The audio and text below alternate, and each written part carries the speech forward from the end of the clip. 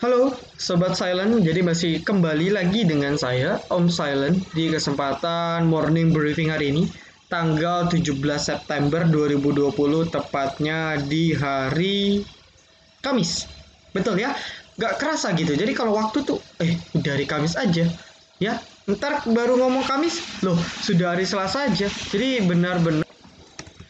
benar-benar waktu tuh berjalan cepat ya. Bener gak sih? Jadi eh ngomong Kamis, tata udah Minggu, ngomong Minggu, tata udah Kamis. Benar-benar tata kita ngomong nih udah mau Oktober gitu. Nanti kita ngomong-ngomong morning briefing loh, sudah akhir tahun, sudah profit banyak portonya. Amin ya. Nah, singkat saja itu sedikit intermezzo sedikit ya. Seperti biasa kalau morning briefing yang kita akan bahas insight market dan tentunya mungkin saham-saham potensial yang mungkin saja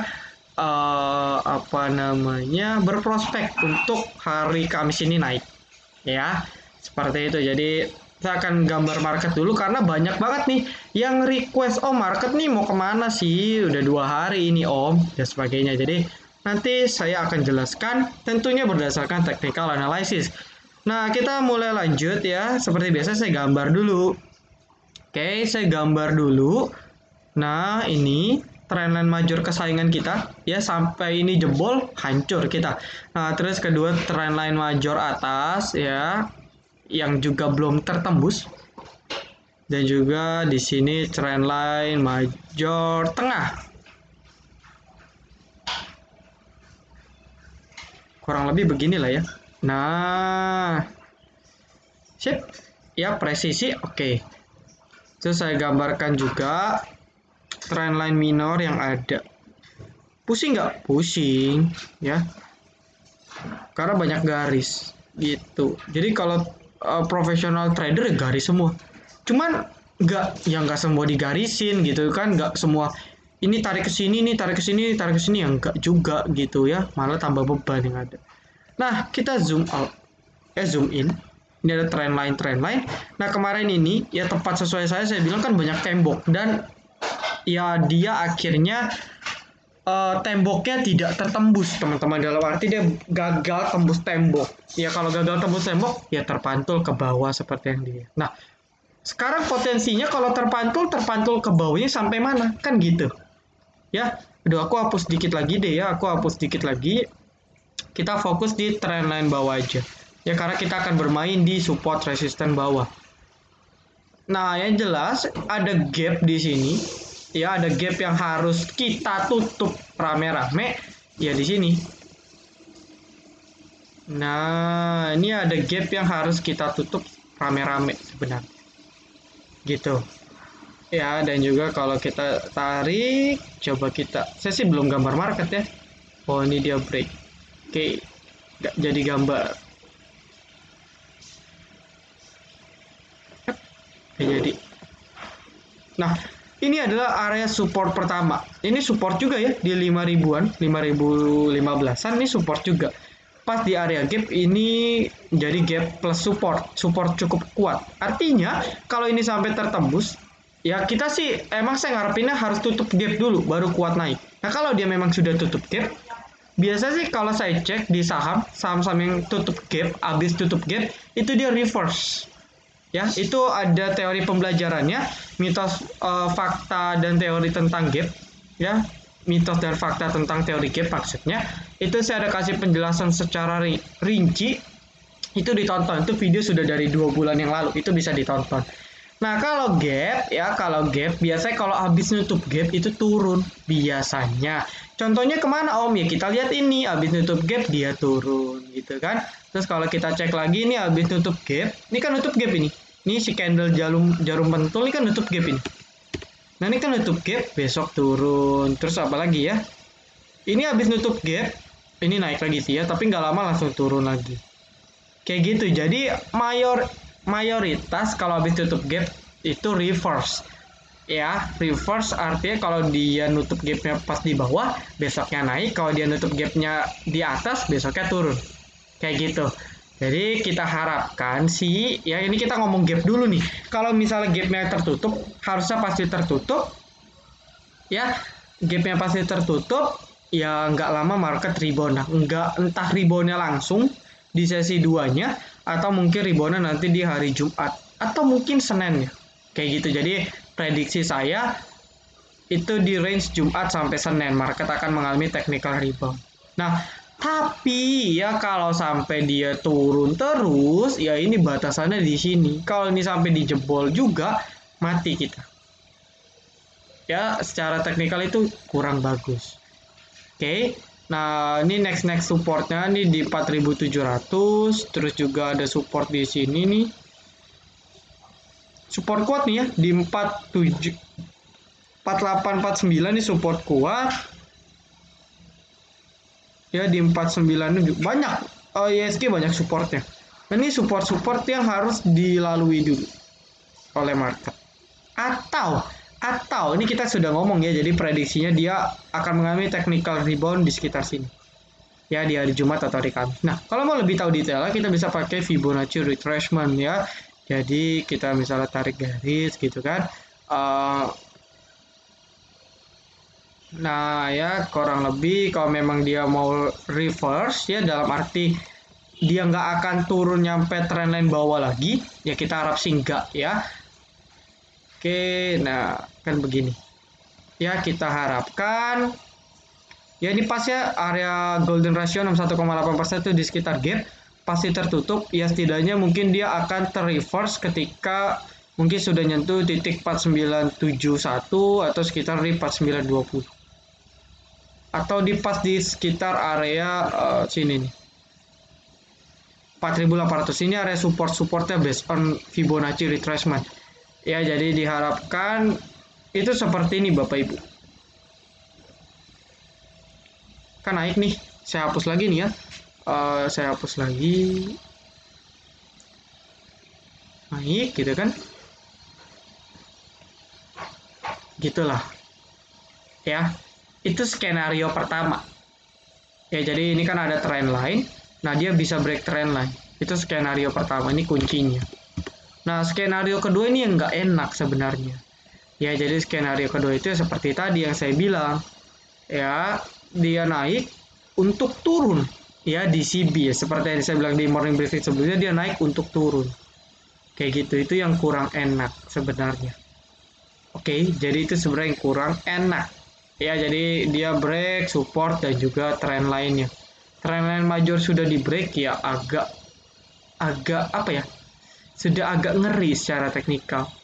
Nah, tapi kalau memang itu terjadi, ya itu kan market di 4871. 4871 dari closing market hari ini tanggal hari Rabu 5058 berarti market harus turun kurang lebih 4% lagi baru bisa break trend line bawah. Nah, masalahnya ialah menurut saya belum ada sentimen yang cukup kuat untuk menghancurkan market 4%. Ya. Jadi kalau kemarin PSBB wajar jebret tiba-tiba open langsung trading hold. Ya trading hold di sesi 1. Tapi kalau nggak ada sentimen lain, PSBB-nya pun juga kan sebenarnya nggak total-total banget gitu kan. Harusnya butuh 4%. Kalau memang betul akan dijebolkan, ya setidaknya mungkin 4 hari. Ya kita hitung aja, Kamis, Jumat, Senin, Selasa. Hari Selasa, hari Rabu penentuan market apakah akan jebol atau tidak. Ya, tapi kalau prediksi saya lebih ke yang tipe mengalami technical rebound, entah di hari Jumat atau di hari Senin. Seperti itu. Ya, atau bahkan ya syukur-syukur sesi 2 ketika sudah nutup gap dia naik. Itu kita ngomong dari teknikal. Nah, kalau yang saya sudah sampaikan juga dari sisi teori Elliott Wave, ya ini kan ini wave 1, terus turun ke wave 1, wave 2, nah ini wave 3 sebenarnya belum selesai. Ya, kalau kita hitung 2 kali lipat dari wave 1, ya setidaknya market itu 2 kali lipat atau 1,5 kali lipat, itu setidaknya harus ke sekitar 5.000 berapa nih? Sekitar 5.800-an. 5.800 sampai 5.900 harusnya. Kalau kita ngomong Elliott Wave. Ya, kalau kita ngomong teorinya nih. Nah, itu pas-pasan di sini. nih di sini. Nah, ya kurang lebih di sekitar titik support quote dari IHSG di 57 sampai 58. Ya, tapi kan kondisi ekonominya nggak memungkinkan. Setuju ya? Kondisi ekonominya nggak memungkinkan, jadi ya terlalu ekspektasi tinggi kalau bisa ke sini. Bisa, tapi mungkin nanti di akhir tahun. Kayak gitu. Nah, maka dari itu Elliott wave-nya sampai mana Om? Ya mungkin kalau saya pribadi, meskipun wave ketiganya sama dengan wave 1 naiknya, ya tapi kan setidaknya wave 3-nya itu lebih tinggi dibandingkan wave 1, artinya masih oke lah. Nah, kalau memang sini pada perdagangan hari mana nih? Hari 28 hari apa sih? Ya pokoknya tanggal 28 Agustus itu merupakan peak dari wave 3-nya, puncak dari wave 3-nya, ya maka sekarang kita sedang berada dalam fase wave 4. Ya, wave 4 itu di mana, Om? Ya di sini. Ya, dia membentuk swing low-nya di sini sementara. Ya, turunnya dari 5.400 ke 4755. Artinya dia turun sekitar berapa nih? Berapa sih? Oh, 53 ya, 53 ke 47 berarti kurang lebih sekitar 600. Nah, sebenarnya dalam teori Elliott wave ya penurunannya wave 2 dan wave 4 itu harusnya kurang lebih sama. Atau dengan catatan wave 4-nya itu penurunannya tidak lebih tinggi dibandingkan kenaikan dari wave 3. Ya, jadi kalau wave 3 ini naik kurang lebih sebesar 1000 poin, ya 900 sampai 1000 poin, maka penurunan itu harusnya nggak lebih dari 1000 poin. Itu masih dikategorikan sebagai wave 4. Nah, ketika dia sudah mencapai wave 4, ini Elliott wave agak sulit ya, saya pun jarang pakai, tapi untuk pengetahuan saya jelaskan di sini. Nah, kalau memang benar ini adalah wave 4 ya dan sudah terjadi wave 4-nya, oke, harusnya kita akan siap memasuki wave 5. Nah, wave 5 yang jelas harus lebih tinggi dibandingkan wave 3. Dan kenaikannya itu nggak banyak biasanya. Jadi, kalau kita hitung ini wave 4 tadi 4.700, ya kita kali 1000, kita tambah 1000, karena kan wave 1 itu 1000-an, ya maka kurang lebih persis sama di sini, di 5.800-an, 57 sampai 58. Itu next target jauh dari IHSG. Ya, tapi karena kondisi ekonomi nggak memungkinkan, ya balik lagi skenario-nya, ya apakah IHSG-nya nutup gap itu pasti. Nutup gap dulu, baru rebound. Atau habis nutup gap lanjut ambles. Ini yang akan kita perhatikan nanti market pada hari Kamis dan Jumat. Ya, maka dari itu kita harus juga cek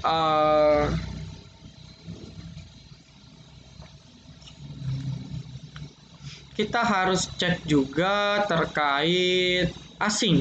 Asing jualannya gila-gilaan ya, kita seperti kita ketahui asing itu buangnya banyak banget gitu. Jadi dari seminggu terakhir itu asing di keseluruhan sudah jualan 5 triliun. 5 triliun dalam satu minggu. Ya, hari ini sudah buang hampir 1 triliun. Perdagangan kemarin hari Rabu maksudnya. Oke, nah di BBRI kalau kita pakai patokan BBRI gitu kan, asingnya itu sudah jualan dalam seminggu sudah hampir 1 triliun 500 miliar gitu. Ya, hari ini sudah buang lebih dikit sih hari ini, perdagangan hari Rabu kemarin itu buang cuma sekitar 82 miliar. 82 miliar. Ya, jadi kalau kita cek foreign-nya setelah dia accumulate di sini, dia mulai buang lagi. Ya, jadi barang yang dia sudah serok, dia buang lagi, dia TP lagi di sini. Tapi kan dia belinya di sini pada saat di range sekitar 4.400, tapi dia buangnya kok di sini ya. Gitu. Jadi misalnya saya beli di 34, saya jual di 3332. Apakah itu loss, apakah itu profit, ya kita nggak tahu ya. Tapi yang jelas secara hitungan kalau memang asingnya cuma mutusin untuk trading, ya harusnya nggak masuk akal. Karena kalau dia cuma untuk short term di BBRI, dia beli di 34, dia jual di 33, ya agak bodoh ya. Masa dia cut loss sih gitu. Nah, mungkin ada skenario lain asing di BBRI ya, mungkin untuk, ya kita nggak tahu lah, apakah dia mau menjatuhkan lagi untuk akumulasi lebih banyak di bawah karena dia belum akumulasi banyak. Itu bisa. Ya jadi kalau saya seperti bilang di morning briefing yang keberapa, apakah polanya akan terulang? Ya sejauh ini sih polanya nggak jadi mirip. Ya, dia sudah buang 2 hari. Kalau nanti perdagangan hari Kamis masih didistribusi, kita harus hati-hati. Kita ngikut ya potensi market technical rebound itu ketika asing di BBRI itu ada beli juga. Atau setidaknya asing di overall itu net sell-nya dikit atau bahkan net buy. Gitu. Jadi selagi asingnya masih distribusi, ya kita jangan harap market mengalami kenaikan. Ya tapi kan kalau selagi saham-saham invest kan sebenarnya oke-oke saja. Nah maka dari itu saya sudah instruksikan di sini, yuk sell on strength dulu. Gitu. Kita jualan dulu. Ya, 10-30% lotnya kita buang dulu. Yang sudah profit buang. Yang lossnya tipis-tipis buang dulu. Karena memang market kondisinya belum aman gitu. Jadi biar cashnya terjaga dan siap untuk average, ya kita harus jaga-jaga. Ya kita harus jaga-jaga untuk siap-siap kalau marketnya turun. Karena itu saya suruh sell on strength. Ya tapi kalau yang belum jual, ya bisa ditanggung sendiri akibatnya. Sayang gitu kan. Ya jadi ya semoga sih marketnya sideways ya. Ketika dia sudah nutup gap, dia sideways dulu di sini. Baru nanti perlahan naik. Itu harapan saya sih. Ya jadi saya lebih mengharap skenario pertama itu lebih terjadi dibandingkan skenario kedua. Oke. Mungkin itu dulu yang bisa saya sampaikan. Nah, kalau sekedar rekomendasi untuk jual beli besok, ya Bapak Ibu mungkin bisa pindah ke gorengan. Ya mungkin Bapak Ibu bisa lirik coba TGRA kalau mau. Ini lotnya tipis-tipis, jadi hati-hati, porsinya kecil aja karena lotnya tipis. Saya pun nggak berani beli banyak gitu kan. Tapi kalau kita cek TGRA kemarin, bandarmologinya masih cukup oke sebenarnya. Dan juga entah kenapa dia terlihat akan membentuk pola seperti ini. Ya, percaya nggak percaya saham ini potensi naik begini. Gitu. Ya. Mungkin nggak sih naik? Ya kita nggak tahu. Ya, saya pun nggak bisa prediksi naik atau nggak. Tapi kalau lihat dari pola ya mungkin lah, bisa lah ke sekitar segitu. Ya, setidaknya target deket aja. Kita jual di 80 aja udah untung kok. Untung nih closingnya pas di 78. Jadi lebih bersifat pullback. Next resist di 80. Nextnya lagi ada di 83, nextnya lagi ada di sekitar 86, 86, 87.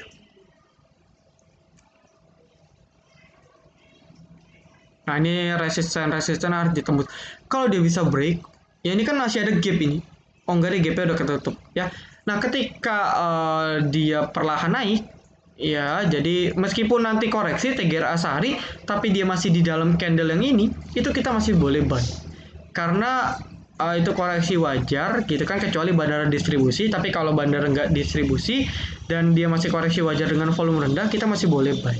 Ya dia harusnya akan perlahan naik ke atas. Ya nggak langsung nukik kayak gini ya. Ya mungkin dia akan perlahan baru naik. Ya tapi tetap pasang stop loss ketat. Ya kalau yang mau pasang stop loss 3% atau setidaknya batasin kalau dia jebol 72. 72 dulu jebol, kita bisa kurangin porsi dulu. Baru nextnya kalau dia turun lagi di bawah, ini jauh sih ya, next supportnya itu next support quote di 65 baru out full. Tapi kalau dia masih di sekitar area itu kita masih boleh buy sebenarnya. Ya jadi volumenya sudah spike di beberapa hari kemarin. Ini volume spike. Ya apakah mungkin naik lagi? Ya itu menarik untuk diperhatikan. Oke, sekali lagi disclaimer on, segala kerugian keuntungan balik ke Bapak Ibu. Tapi kalau Bapak Ibunya join VVIP, saya akan kasih solusi terbaiknya seperti apa. Gitu. Oke, mungkin sekian dulu. Thank you buat teman-teman yang sudah nonton video ini dari awal sampai akhir. Jangan lupa like, comment, dan juga subscribe. Ya, jangan lupa nyalakan notifikasinya agar ketika saya dan tim upload video terbaru, teman-teman bisa langsung update. Oke, see you in the next video, teman-teman. Silent Trader Academy, be silent, be patient, be cuan.